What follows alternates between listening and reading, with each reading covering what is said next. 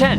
Hulk. We all know of the famous Hulkbuster suit. But would it just blow your minds if I told you that Iron Man has defeated the Hulk without it? Yes, that's right. In Iron Man issue 132, our Golden Avenger faced off mano a mano against the strongest Green Avenger. And when I tell you this was one hell of a fight, I ain't lying. After an attempt at helping Bruce Banner results in the Hulk persona emerging, resulting in Tony donning the suit and protecting his employees, the fight goes from Stark Industries to underwater to an Air Force base where the two basically play baseball with a luggage carrier and Tony's favorite jet. The resulting explosion stunned the Hulk, and in that moment, Tony mustered every bit of solar and reserve energy he could, overriding the safety protocols of his suit to hit the stunned Hulk with a singular massive punch that knocked out Hulk and killed that suit of armor. Number 9. Sentry / The Void. This is one of those do whatever the hell I can to defeat you kind of moments. In the Marvel Siege storyline, Bob Reynolds, the Sentry, one of Marvel's Superman characters, has joined with Norman Osborn and his Dark Avengers, being somewhat taken over by the Void. In the end of the story, the Sentry, using the power of the Void, was directed by Osborn to take out the floating city of Asgard, which he did, sending it crashing to the ground. And then he de-lifed Loki. The other Avengers and Thor have not been able to defeat Sentry / Void yet, so as one last ditch attempt, Iron Man uses a whole Hammer helicarrier as a missile and crashes the whole thing down on top of him. This weakens the Void enough that Thor can end him with a blow from Mjolnir, but damn, Tony really just had enough of this guy. Number 8. Hawkeye. Surprise! Hawkeye does not stand a chance against Iron Man, but he did actually put up a pretty good fight the first 2 times they fought. Both times were in Tales of Suspense in issue 57 and 60. Hawkeye's first appearances before he was actually a hero, when he was instead a criminal. Natasha Romanoff, who is also a criminal at the time, tricks Clint into helping her steal Tony's powerful tech. It doesn't go too well for them though. At the end of the first fight in issue 57, Tony gets Clint clinging onto a pole, which he then bends and flicks like one of those little door stopper things, thwanging little Robin Hood here into the water and then saving the unconscious Clint from drowning. Doth Mother know you have not liked or subscribed? Well, that's okay if you don't want to, but it would be appreciated. Okay, let's move on. Number 7. Luke Cage. Alright. We covered Luke Cage getting his butt handed to him the first time around, but I found a hilarious and much more subtle embarrassment dished out by Spidey. In New Avengers Volume 1, number 51, after Spider-Man revealed his identity to the Avengers, Jessica Jones, Luke Cage's wife, recognizes him because they went to high school together, and she had the biggest crush on Peter. Now, fast forward to issue number 53, Spider-Man and the New Avengers are floating in their Quinjet above New Orleans, looking for a place to land, when Spider-Man starts talking to Luke Cage about his wife apparently being in love with Spider-Man in high school, which he had no idea about. And while she's cute and all that, he believes in the statutes of marriage and the institutions, so Luke has nothing to worry about from him. But if him and Iron Fist broke up, then he'd like to get in on that action, you know? Luke just wants out as he calls Clint to land the damn plane already. Number 6. Emma Frost. Did you know the Avengers fought the X-Men? Yes, it's true. And a comic titled, get this, Avengers vs. X-Men. It's a good title. Seriously though, the conflict blossomed when the Phoenix Force is headed straight to Earth with mutant Hope Summers as its supposed host. The Avengers believe this is bad juju for the population of Earth, and the X-Men think this is gonna be what they need for the mutant population to be reborn. A battle happens between the two teams at the mutant island of Utopia. Partway through, Emma Frost comes to make a move, saying telepathically to Cyclops she can shut down the Avengers telepathically, and she is going to end this. Then Iron Man chimes in, I bet you thought you were just about to end this, as he fires microscopic telepathic tasers at her and hopes she will let him make it up to her over dinner. She punches him in the stomach and he blasts back with his repulsors, but this genuinely made me snicker. Number 5. Phoenix, Colossus, and Magic. A duo? And this duo? I know, it's crazy. In Avengers vs. X-Men number 9, a group of 5 X-Men were granted quite the power boost in the form of the Phoenix Force. The mutant siblings Colossus and Magic were 2 of these X-Men. Now, Spider-Man is physically no match for either one of these guys, not with the Phoenix Force. But Spider-Man isn't one to let something like that stop him. Even when beaten to a pulp, he still has that charming personality and beautiful brain. When one of the avatars for the Phoenix Force is defeated, the power of the remaining 4 gets boosted even more, and it's just these 2 left. And Spider-Man gives them a little innocent reminder of that fact. Now, we don't get to see the fight that takes place between the 2.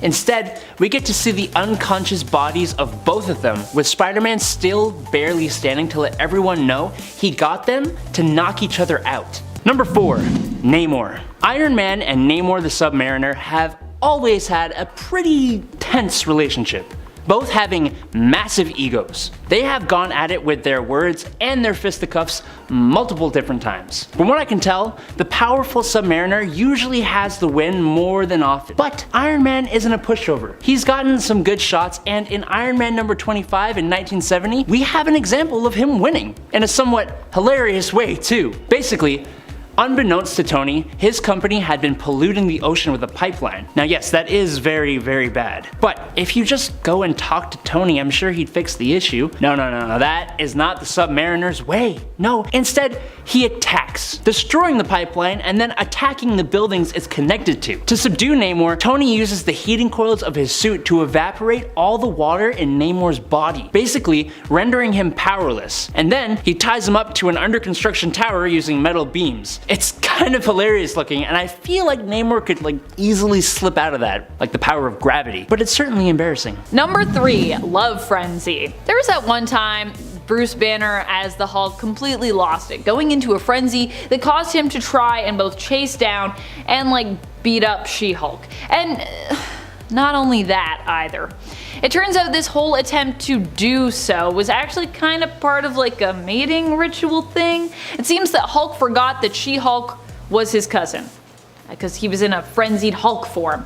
Luckily, Hulk didn't get his way here and was eventually set right again. Although in the Old Man Logan universe, the two do apparently end up together, and we don't really know if Jen was here for that or not. Either way, the whole ordeal is pretty embarrassing for Jen, but also likely embarrassing for Bruce as well, if he was told about it afterwards. It's just embarrassing all around, and also pretty, squicky. Ugh. Number 2. Daredevil. You know what? I really liked Superior Iron Man. The story was cool, and Tony was, well, he was kind of an almost villain, honestly. Specifically, there were 2 times with Daredevil that showcased this really well. After Tony got the whole population of San Francisco addicted to a social media platform, and then began charging them subscription fees for it, trust me, it's a lot more sinister than I'm making it sound, Daredevil goes to Tony's base on Alcatraz Island to confront him, and shut him down. Obviously, that wasn't going to go the way he wanted it to. But even I didn't expect Tony to just pick him up by the throat, tell him he's always welcome but to leave the attitude at home, and then straight up just chuck the blind superhero without fear into the freezing waters of the San Francisco Bay. Cold. Literally. Number 1. Captain America. We love Civil War. Not the actual Civil War, the Marvel one. So many great examples of superheroes fighting other superheroes. But the main star of the show in this conflict is Iron Man versus Captain America. And while the climactic fight ultimately ended in a Captain America favored draw, I'd say the first major fight was definitely more of a win for Tony. In issue 3 and 4 of the main Civil War comic, a battle takes place between the forces of both Cap and Stark. While Steve is fighting Spider-Man, Iron Man comes swooping in, attacking with an armor that's analyzed every fight Cap has ever had. And he just starts going to town on the guy, feeding him the left, right, until Cap is absolutely battered. Cap still doesn't go down, so Tony uses a high frequency that shuts down the human brain. He's about to end the fight when Hercules jumps in, attacking him with an oil tanker truck. Number 10. Outsmarted. One of the most famous fights between the Hulk and the Thing also happens to be one of the first. This one goes down in Fantastic Four issue number 12, where the Fantastic Four are led to believe that the Hulk is the one behind a bunch of destruction, an attempt to get together to try and stop him. However, this does not end up working out very well. That's because the Hulk is not only the strongest there is, but he also manages to outsmart them almost completely. Hulk realizes that the FF have the advantage, since together they are very powerful, but if he can take them on one by one, then he stands a better chance at defeating them. That's right, it wasn't even his brute strength, but his strategy that allowed him to defeat the Fantastic Four this time around. Well, Almost. The thing seemingly defeats the Hulk with his piledriver punch, but in reality, his punch misses, and it was actually an energy ray that hit the Hulk and knocked him out. Fortunately though, this reveals to the FF that the Hulk was not behind all the destruction, and yeah. They can at least now go after the people that are actually responsible. Number 9. Illuminate the truth. In the secondary short comic that is included in the World War Hulk prologue Worldbreaker, titled Round Trip, we get to see an alternate Hulk embarrass a group he refers to as the Illuminators, obviously the more cartoonish version of the Illuminati. This group ends up sending Hulk to space and another planet in a spaceship, ultimately because he stole Namor's sandwich. How does Hulk embarrass them? In a similar fashion to his plan in the reality of Earth 616, he ends up heading homeward after the group exiles him. Here he doesn't necessarily seem to have the same trauma behind him as he does on 616, fueling his rage even more, but the Illuminators are still completely in a tizzy over the fact that the Hulk ship seems to be on a return course after they sent him away. Except Namor. Namor feels safe knowing that he lives deep in the ocean and that if the surface world gets all smashed up, he and his kingdom will probably still be good. And friends, before we move on to the next spot on this list, if you love our channel and you love our content, be sure to head on over to Facebook to show us that love and support by giving us a follow and a like. I think that's one of the things you do on Facebook. You like stuff. Hey. Number 8. To hear you scream.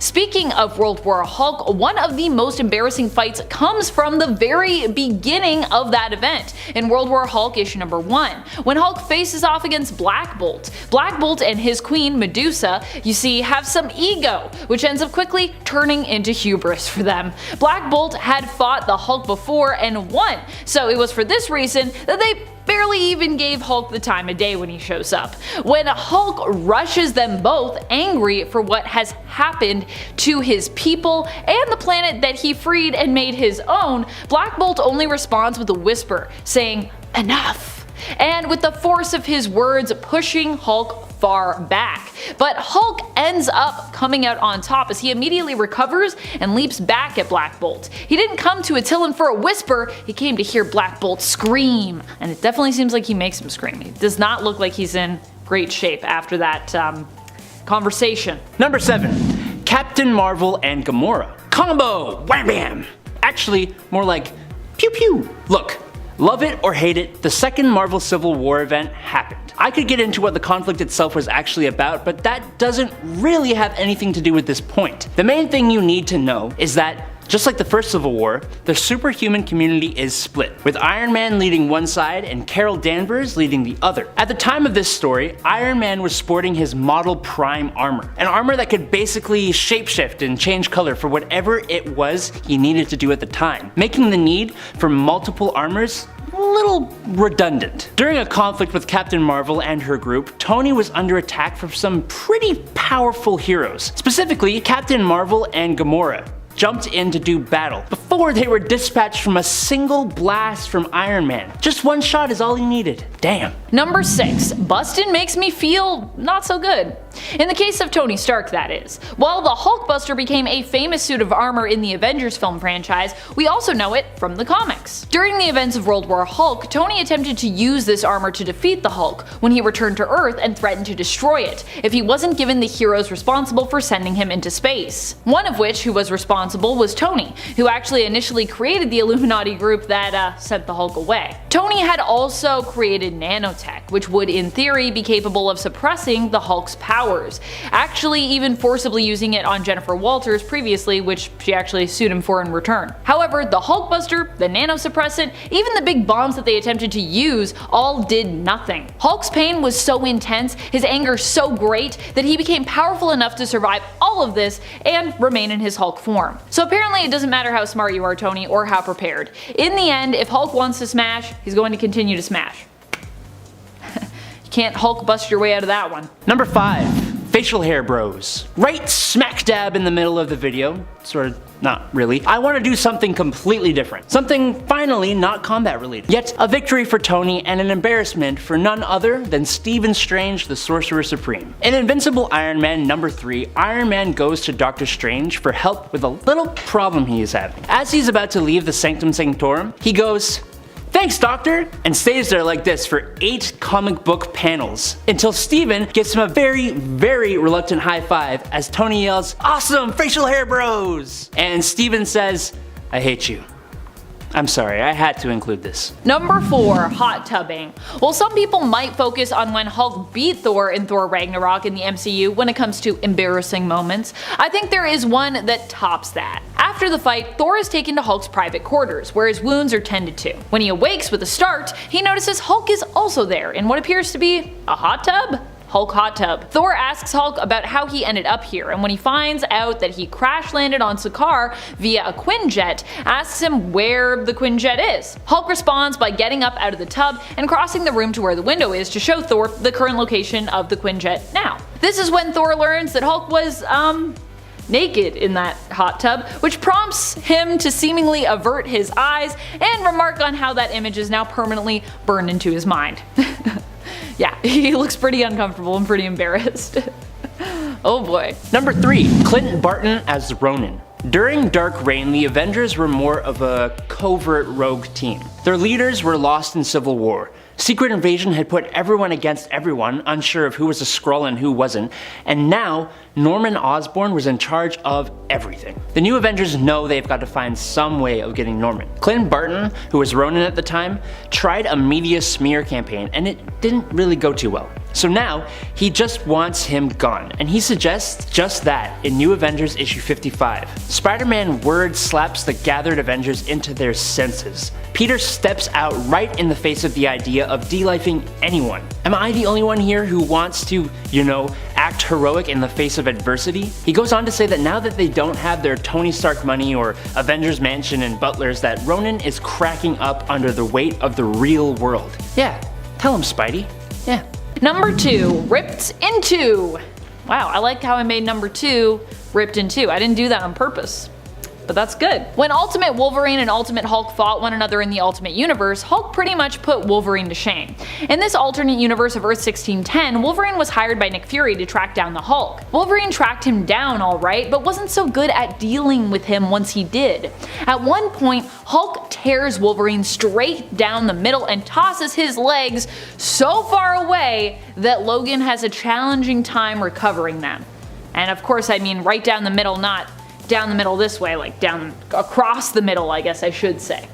In this reality, Wolverine can't just grow new legs, by the way. In order to recover, he needs to find and basically reattach his legs so that his healing powers, or his survival powers more like, can basically take effect and kick in and heal him. So yeah, he had to crawl all the way over to find his legs in the snow.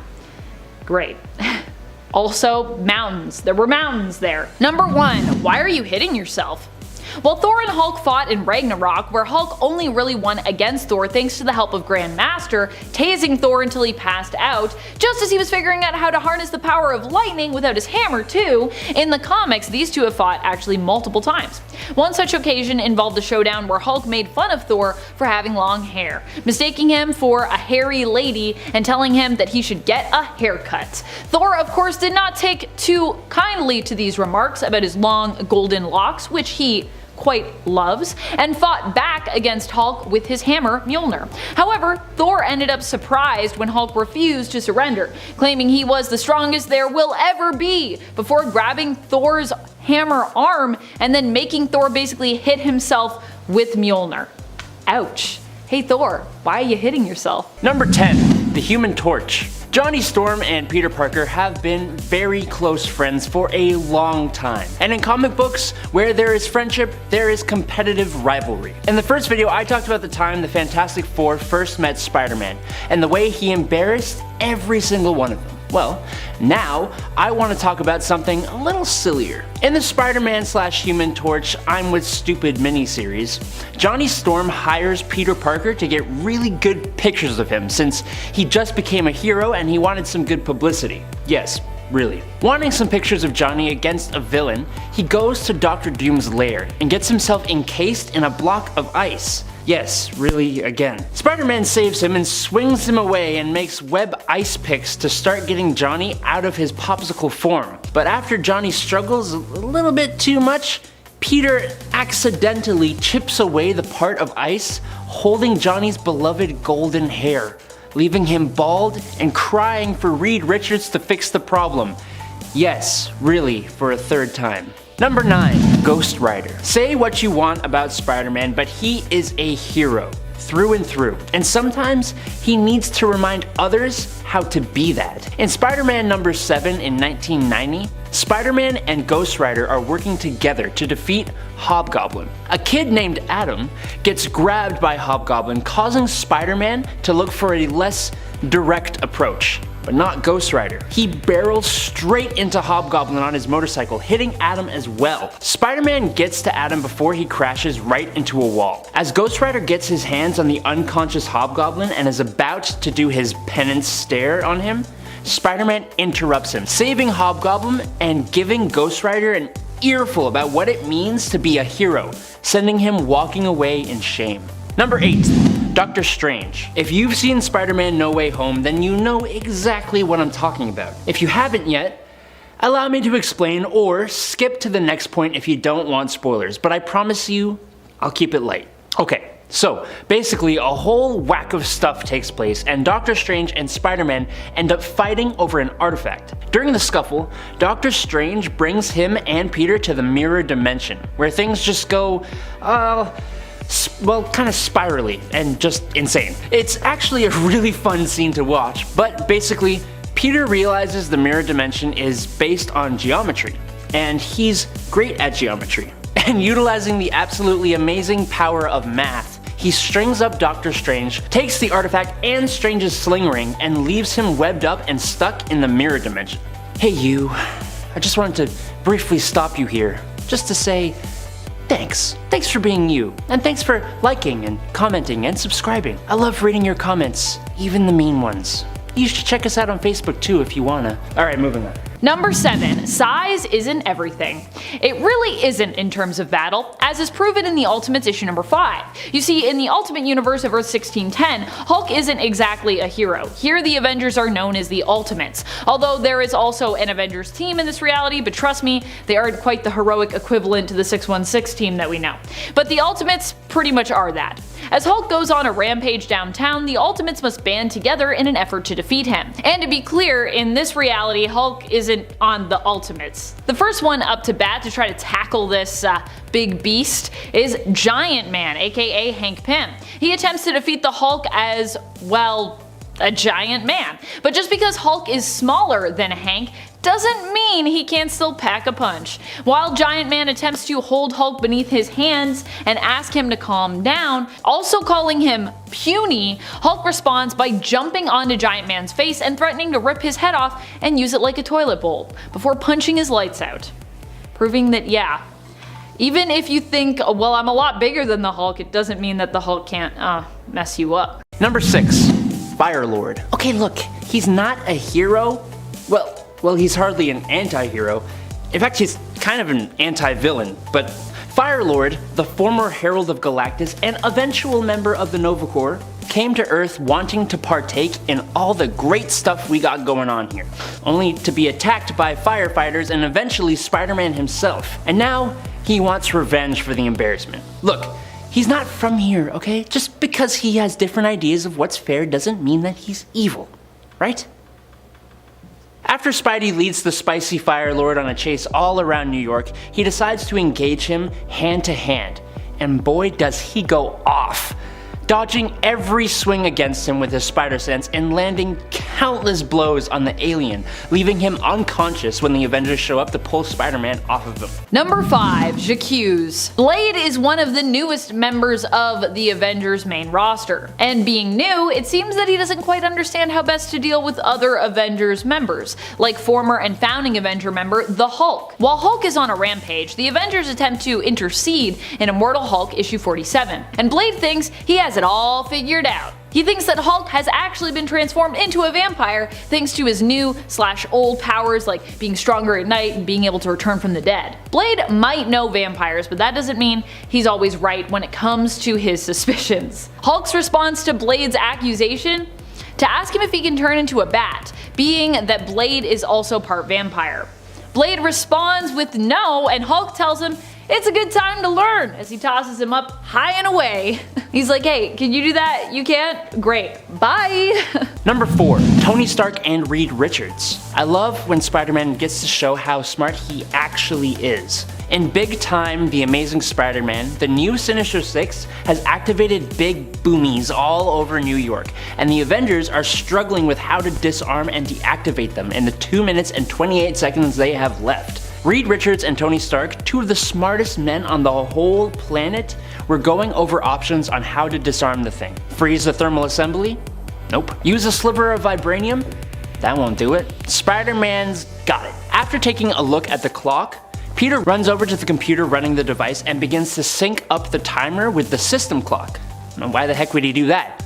Well, you see, it was the first Sunday in November, which means daylight savings time. Which means Peter just bought them an extra hour to get rid of the devices. Nice move, kid. Number 3, Spider-Man. Spider-Man and Iron Man here have a bit of an interesting relationship. In the MCU, it's very father-son, but in the comics, and specifically in the Civil War event, while Tony takes Peter under his wing and even gives him some great upgrades, actually manipulates the Spider-Lad quite a little bit. Spider-Man switches to Captain America's side, and in Iron Man Volume 4, number 14, Spider-Man, alongside a few other heroes, launch a surprise attack on Tony. While Spider-Man has beaten Tony before, specifically when Tony threatened Mary Jane and Aunt May, the use of the spider armor gave Tony a ton of information about Parker's spider sense. Not just being able to replicate it for himself, but he got the information to use Peter's against him, which he does while making a nice little baseball themed strike 1, 2, and 3, fitting as they are fighting at Yankee Stadium. Number 2,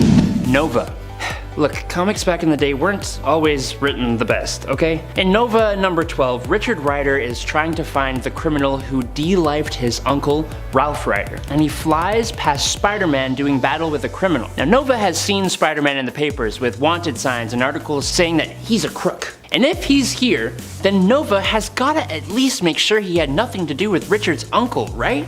Look, he was distraught, okay? This little scuffle doesn't really go Nova's way though. After he lands a kind of cheap shot on Spider-Man, he catches some webs to the visor, then a fist, and after he lifts Spidey into the air, he catches a nice pair of Spidey boots to the dome as well. And as with most embarrassing fights, Spidey is giving him an earful about the error of his ways in the most hilarious way possible. Number 1, the Avengers. This isn't so embarrassing in the direct sense. You see, when all the Avengers and the Fantastic Four were off in a pocket universe fighting the villain Onslaught, New York lost its main defenders. Spider-Man, by himself, stepped into the role of the Avengers. One guy filled the role of a whole team, defending New York from all supercrime, and keeping the people of New York in remembrance of the seemingly gone superheroes. You know what? It's just what Spider-Man would do. He would step up when things looked their bleakest and take the heavy weight of being solely responsible for defending the world. Now,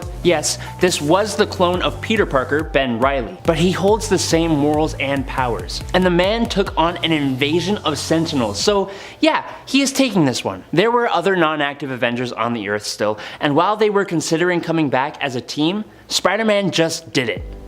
Way to go, Tiger.